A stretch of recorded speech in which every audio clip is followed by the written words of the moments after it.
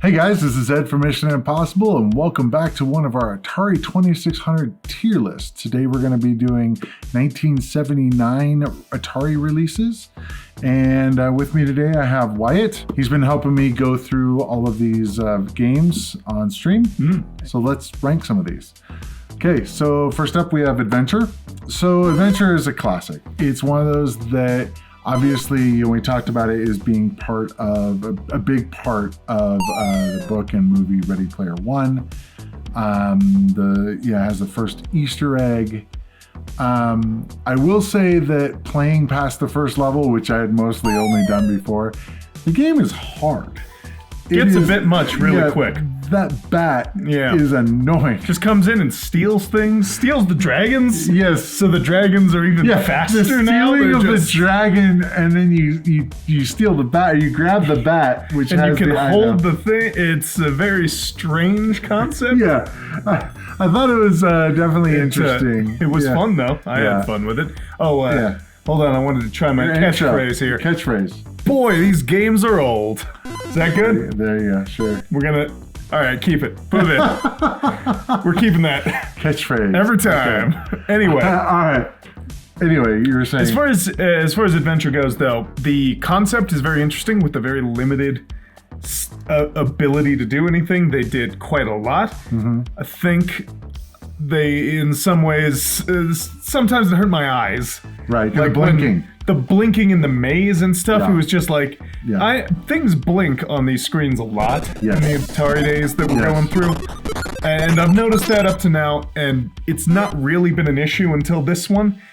Going through the, invisible maze with an item, when there's another item in the room, it hurts. Physically hurts. The refresh rate is not quite what you would want. Not great. And, little quirks of it being the first kind of thing of its kind, with the sword maybe being an arrow and the dragons kind of being... having to fully reset the game because it's like, the dragon ate you. Yes. You cannot get away and we won't kill you. So, yes, exactly. So you're some interesting things, but all in all, for what it tried to do and of this time, I'm blown away by how cohesive that is, especially that first level. Yeah. It's a very simple, straightforward thing you gotta do, and it makes sense. I really like the idea of the arch, which is it totally breaks the maze. Now I know later on you need that to be able to get places, I know, but it's one of those things that the concept of being able to basically cheat is kind of interesting. Although the game modifies for that by having a bat be able to carry an entire bridge arch thing through it, just everywhere. And the magnet, it's just they had so much going on in this game that it almost feels like they didn't have to have that much going on. Even, if it were a bigger world and you had to try, I'd almost say that would be better than having a small world with all this crap that can go wrong, Yeah. I am gonna give it an A. Obviously, it's not perfect. There's problems with it, like the blinking. I feel like it's a bit hard for what they were trying to go for, but truly they have a lot going on. So. Oh yeah, absolutely. I think I'll also put it in A, because to be honest, A for Adventure, because it really does. It feels good to play. Yes. It's old, and so there are a lot of quirks to it from it trying new things. But it is one of those games that I could say I would be interested in playing that again to try and defeat the challenge of those harder levels. I would really like to try at some point get the actual Easter egg. Sure, that'd be neat to do. We could do a video of that or something. To be honest, I've seen people do it probably a dozen times. I've seen it in the Ready Player One movie. Couldn't tell you how to do it. I never remember. It's always an invisible level that you have to go through. Yeah. He made it really, really tough to find accidentally. So on purpose. Okay. Next up, we have Backgammon. Accidentally on purpose. He put it in there on purpose that people won't find it accidentally. On purpose. He made it on purpose. Yes. So they wouldn't find it accidentally. Exactly. So it's accidentally. It still works. It's still grammatically correct. All I did was repeat it. You're the one taking this really personally. Okay, next up we have Backgammon. Okay, so I knew how to play Backgammon at one point, but I had kind of forgotten, and I feel like I know how to play Backgammon less. Yeah. Actually. And so unfortunately, we were kind of floundering on Backgammon.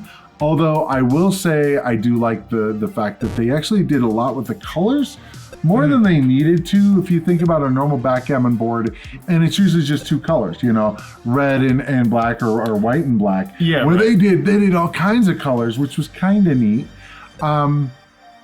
And from what I could remember, it actually did follow the rules once you got the difficulty setting right. That was another thing that was weird, and we've talked about this before.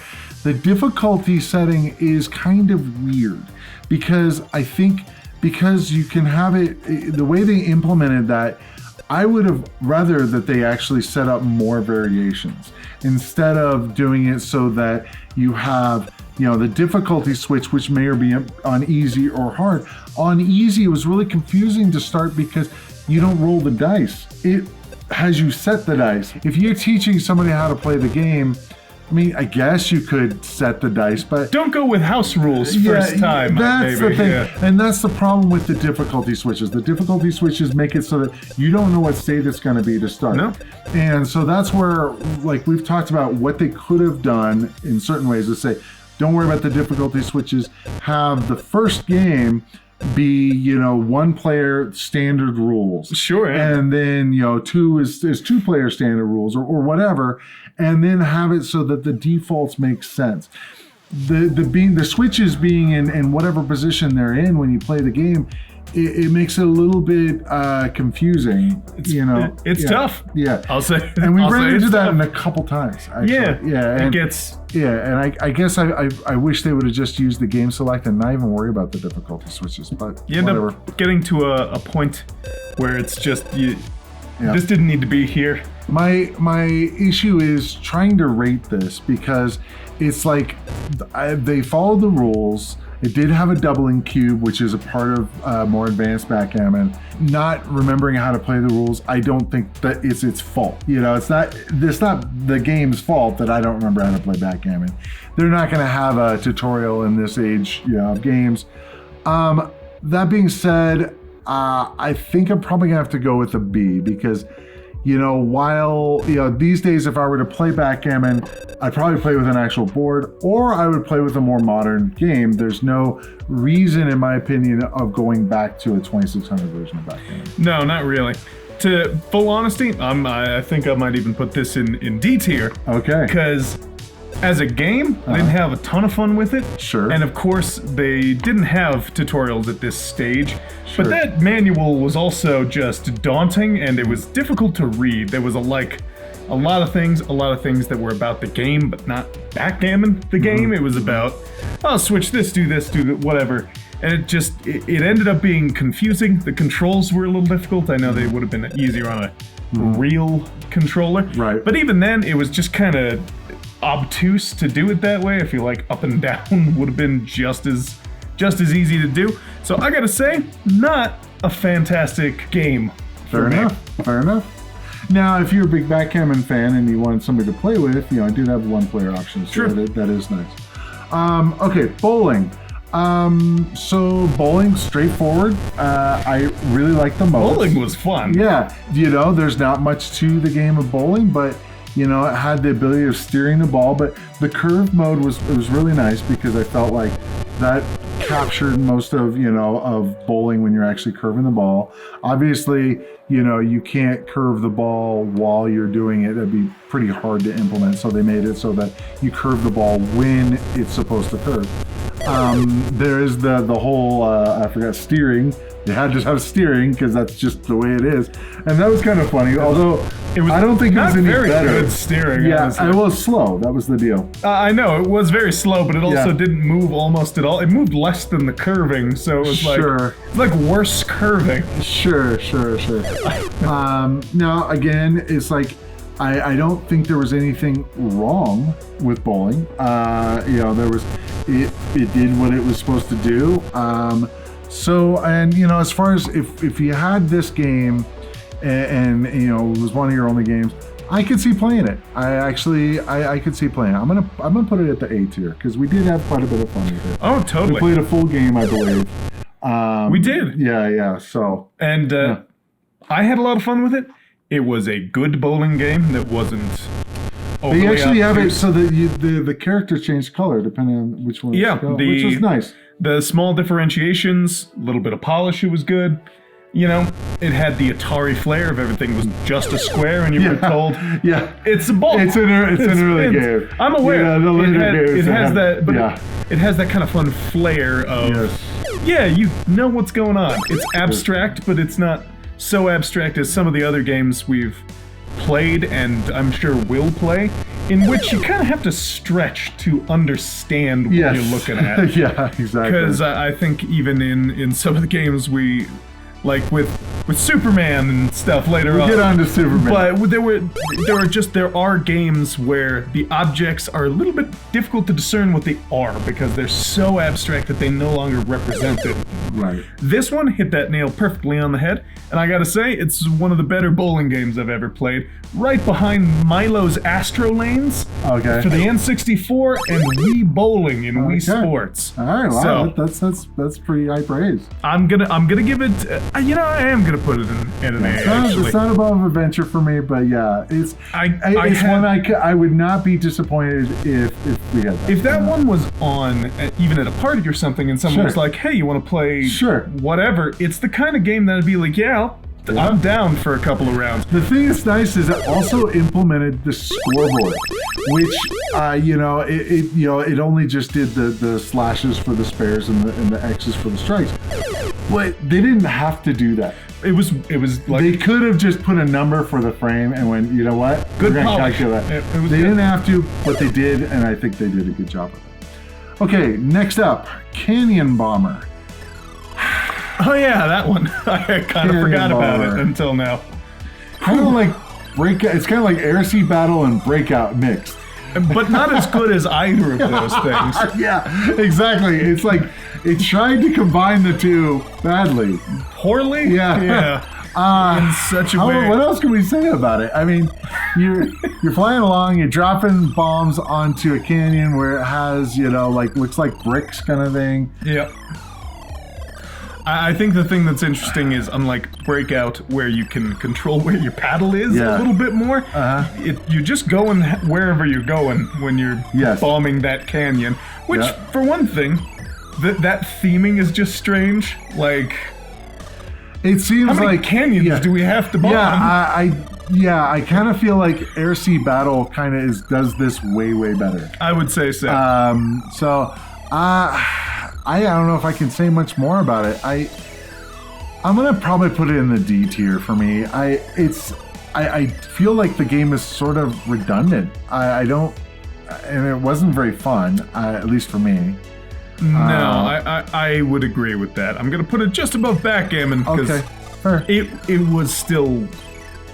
It was playable. Trying something? Yeah, it was trying something. And it was trying something. And I gotta say, I can appreciate when something tries, even if it just whiffs it real hard. Yep. Okay, next up, miniature golf. Yeah. So, I know what they were going for with it, and like having the obstacles and having the the things that hit the ball and all that. That was kind of cool. I had the biggest problem the biggest problem I had with miniature golf was the controls. The fact that your putter is right here and the ball is right here, and like if it's on the bottom of the screen, in order to get it to go up, you actually have to bounce it off the rail, which I felt like, I guess they were trying to just do what they could with the limitations that they had. But it felt really awkward. This is another one that is, I think, a deep failure of theming. Yeah. When you think of mini golf or any kind of golf, you think you're putting it up right next to it and maybe moving back a little bit, and then maybe, adjusting the power of the swing a little bit, sure, but you're getting close to it and moving it that way. Right. Whereas this, it was not that. In no golf ever do you start 30 feet back from your ball and like chuck it like a javelin or run up and just, hi-ya! No, it's just not how that works.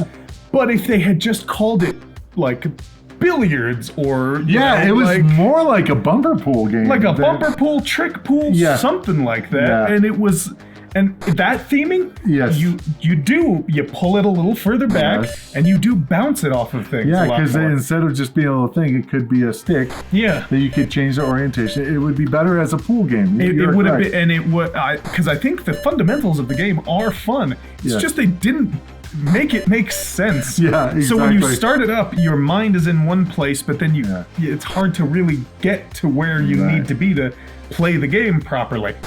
Theming is everything, because otherwise it's just, again, with abstractness, it's just square hit square square all over the place. The bounce square off square. The bounce square game. That's not really fun, so you have to make the theming make sense. And they didn't. Fun game, just sort of a failure. Fun game, but they obviously didn't have the advantage that someone came up with at some point of having the bar that moves up and down to see when you want to hit it, like you would see in a normal golf game these days. I mean, that's par for the course now. Sorry, couldn't resist.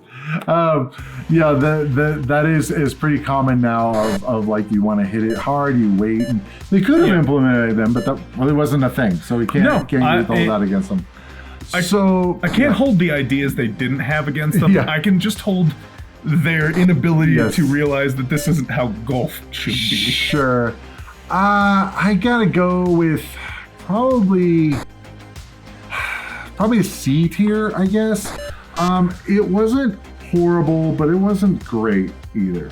So I gotta say, if it had been themed differently so that you could more intuitively know what's going on, I would have put it at B or maybe even an A tier, because it is cool what it does. But for the game that it actually is, it can't get above C tier for me, because it doesn't present it in a way that makes any sense. I mean, just think about it. I don't know if they have a pool game. I imagine they do. But if they had just said, we're going to put 6 holes and just make a pool game, could have done it. That would have been basically the same game. And been way better. Way better. Yeah. Because here's the thing. For anyone who's never golfed, mini or otherwise before, the aim is never to just bounce things everywhere. And that's why you had to do it. You had to play the game. You had to bounce. If you're playing golf and bouncing everywhere to get where you're going, something's wrong. Don't go back there, because someone's gonna be pissed when they come back. Why are there dents and everything? Okay. Skydiver. So Skydiver, I liked. I thought it was a unique experience. I thought it was, especially when you're dealing with the wind. I don't think I would like it with the moving target stuff. That would be way too hard. But with the wind that can change midstream, the fact that when you have a lot of variables there, and that's one of the things with a lot of these games is the more control you have, because you have a few different variables there. You have when you launch your guy, when he jumps, when you put the chute out, and then moving to adjust. I had a lot of fun with that. I did, and it. I mean, there's not much else to the game. It is pretty simple, but simple isn't bad. I gotta go with. Man, I kind of feel like it's A tier for me. But is it above or below bowling? I'm gonna actually put it above bowling. I actually, as far as it is very simple. But we played it for quite a while. We did. We genuinely did. And it was just fun. I will say, I had a lot of fun with Skydiver. Where am I going to put it? I will put it there as well. An A tier for it. It deserves it. I had a lot of fun with it. That is where theming really worked. Perfectly well. There were also fun little things, like the fact that you would turn into a puddle, essentially, when you hit the ground. That was pretty fun. I was the red guy, so it looked really gory. Yeah, kind of remember like Super Meat Boy or something. Little hamburger on the ground. It was like playing chicken was fun. Yeah, it's one of those games that is. Oh, chicken! That's right. I forgot the first one on the pad. Yeah, it's got a unique sense to it, where I had a lot of fun experimenting with when to do this and that. It's a game that's really easy to play and is probably, easy to just pick up and go. It also seems like the kind of game that would be fun to get better with over time as you play more with your friends, with your family and stuff.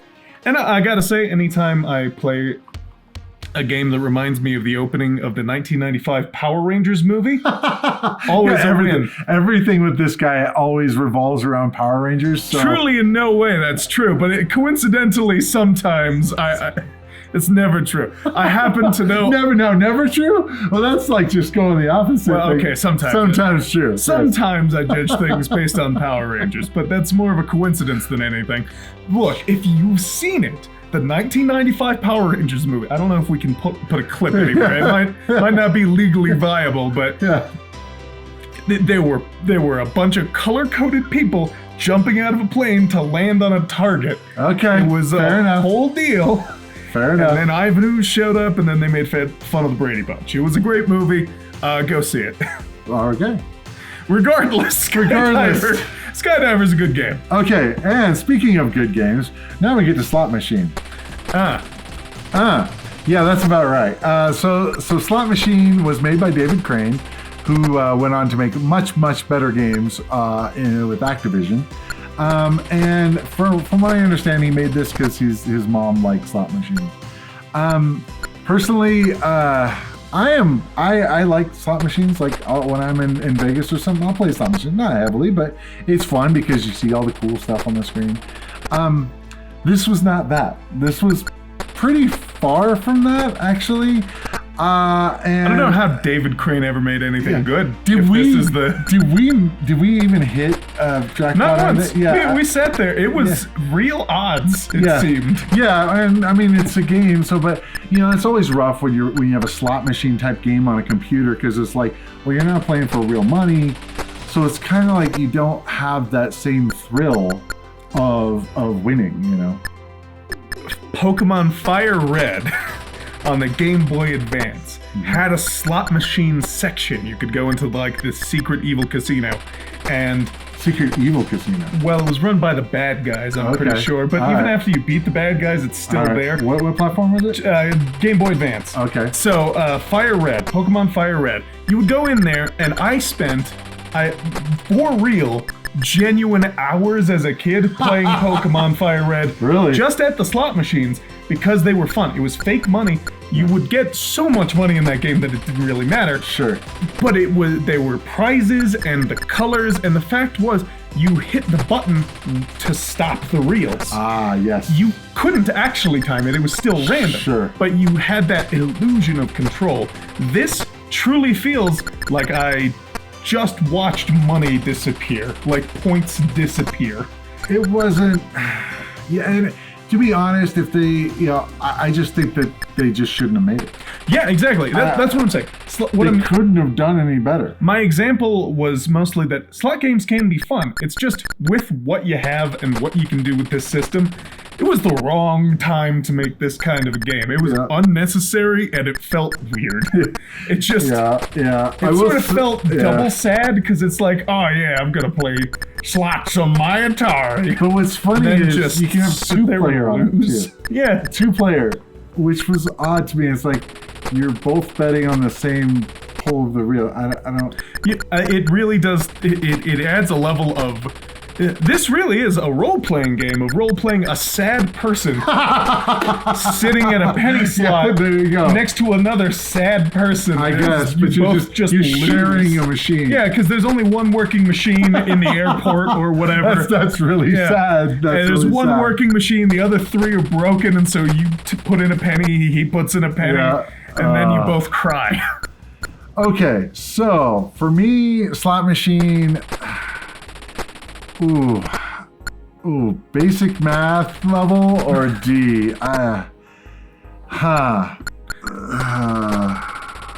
Oh boy. I'm gonna have to go with basic math. It was just really. I would rather lose real money. Good play that. I would rather lose actual money than play this game. I would rather go actually to a slot machine. Well, that would make a lot of sense because of course would I would as well. Yeah, $5 real. Yes. Like someone could tell me, hey, you can, real slot machine or Atari 2600. $5 for each, you're guaranteed to get nothing out of either. And I would definitely just lose $5 to a slot machine. At least it would look pretty. Oh, the slot machines now are like insane. Wonder Woman. Yeah, they have insane ones now. So. They have like games of all sorts. They have like Persona 5, which is such a niche, weird game to make into a slot machine. It's. You have a Plants vs. Zombies one. It's just actually really good. Anyway, we can sit there all day talking about slot machines. But anyway, so next up, Superman. Okay, so Superman, I kind of feel like is one of those games that could have been amazing. It could have been so much better, even with the limitations of the 2600. I had the basic premise of the game was neat. I liked the idea of having like a cutscene. That was a neat thing. It's like when you start the game, you have to walk over to an area and then they blow up a bridge and they do all these things, and it's like it tells a story, which I thought was cool. We hadn't seen that before, but there were some issues that I had. One, the fact that going into a building immediately goes in there, and then then you have to figure out how to get out. There's no button push to go in the building. I feel like they had way too much stuff going on, and one of the biggest things that I had a problem with was the fact that the world was basically infinite in all directions, and trying to figure out what level you're on, it was basically impossible. It was a nightmare to watch. It did give the sense of accomplishment of like, okay, so you're trying to do 4 things or 3 things, I guess. You're trying to fix the bridge, so that was cool. Then you're trying to get all the guys in jail, and then you're trying to get Lex Luthor in jail. Now, Lex was hard because he'd hold on to a piece of kryptonite, and he had to use like the other thing to grab him, and some magnet or something, wasn't it? The helicopter. Helicopter, there we go. To catch the kryptonite. Yeah. It's a really weird daisy chain. Yeah. Picture it in your mind. Superman goes, grabs a helicopter, throws it at Lex Luthor to grab a piece of kryptonite from him, then picks up Lex Luthor and flies away. Yeah. Really an odd image. Yes. I saw where they were going, and I feel like it could have been an awesome game, but it just really just kind of missed the mark. The sad part to me is that, looking at some of these other games, we could say how they could have made it better. Miniature Golf, they could have made it into a cool game and made it way better. Canyon Bomber, don't bother. That's a game that didn't need to be made. Yeah. Slot Machine didn't need to be made. It didn't add anything to the catalog. Superman added a lot. They did a lot of things in there that were neat, but... I remember we were talking that it's sort of based on adventure. Yes, that was going to mention. Someone mentioned that in the chat, and appreciate that. It was interesting, and that is cool that they kind of use that. Because, Superman going on an adventure, it's less about Superman actually dying or losing than just having to kind of navigate things. It made sense to a certain extent. Right. Controls were annoying.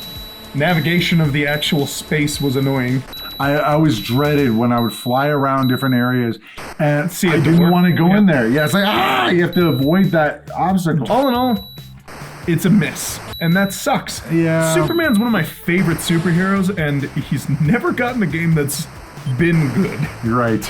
This started the trend, I would say. Yes, probably. Not great. I'm going to have to go with a C+ here. It was good, but and the but unfortunately outweighs everything else. And it was, I really appreciate what they were trying to do. Sure. I love Superman, but I got to put it below mini golf even because I would rather play adventure. Yeah. Because that didn't have nearly as much frustration. Right. Because they were more basic, they were more understandable to what you were supposed to be doing. You get the key, you move here, go. So last up, we have video chess. The big brain chess game. The big brain chess game. 10 hours to compute one move. That's at the highest level. That's the highest level. That's wild, though. Yes. The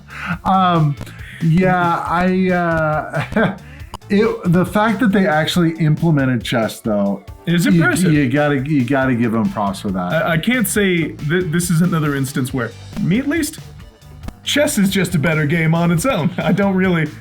But the deal is you don't necessarily have someone to play with. True, but solitaire chess is a thing. You can play against yourself. But that's not playing against. Yes, but I think there's a certain level of, even in those lower difficulties, the flashing of the screen. You don't actually see the computer make a move. It just appears there. Yes. So it can be really easy, especially if you look away for 1 second.